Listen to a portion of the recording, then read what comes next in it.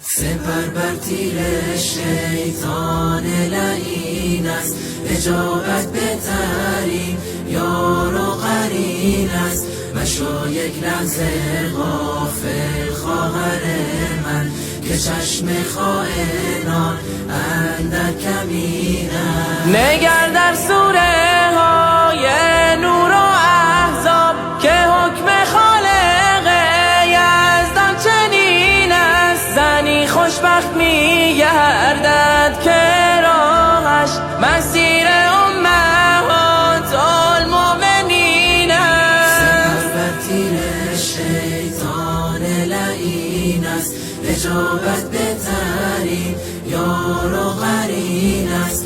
مشو یک لحظه غافل خواهر من، که چشم خائنان اندر کمین است. زنانی را که احمد یار آنها در این دنیا و در روز یقین است. زنان پاک و با تقوای عالم، گواه طهرشان نور مبین است. سپر بر تیر شیطان لعین است، اجابت بهترین یار و قرین است.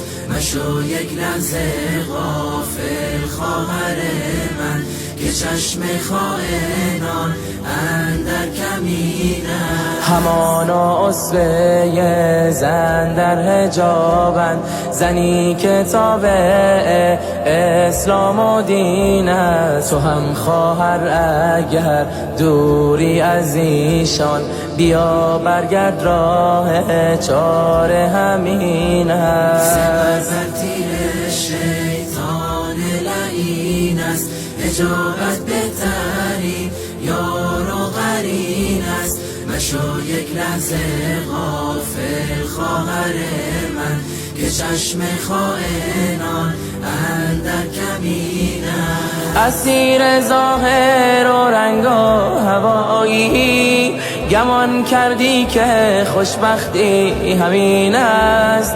خوشی و لذت پوچ گناهان، تقاص و سختی اش زیر زمین است.